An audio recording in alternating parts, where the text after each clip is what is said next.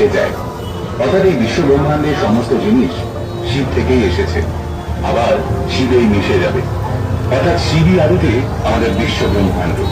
যদি আপনি কোনো বৈজ্ঞানিককে প্রশ্ন করেন এনার্জি বা শক্তি কি, তখন সেই বৈজ্ঞানিক উত্তর দেবে এনার্জি বা শক্তি হলো সেই জিনিস যাকে সৃষ্টি বা ধ্বংস করা যায় না, শুধু এক বস্তু থেকে আরেক বস্তুতে রূপান্তরিত করা যায়।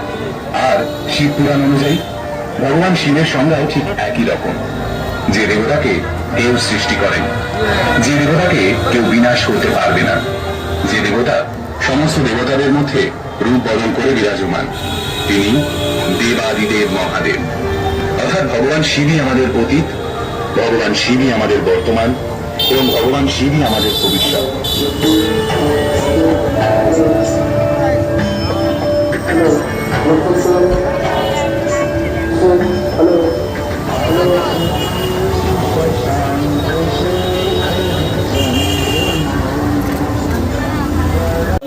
জেলা পরিষদের সভাপতি সুনীত নারায়ণ গোস্বামী, আমি আমাদের সদস্যদের অনুরোধ করছি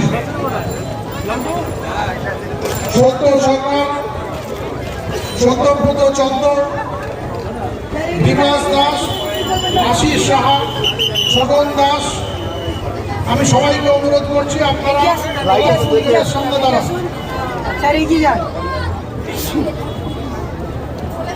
আপনারা কলেজ স্কুল গেটের সামনে এখনই আমাদের মধ্যে এসে উপস্থিত হবেন। আমাদের জেলা উত্তর চব্বিশ পরগনা জেলা পরিষদের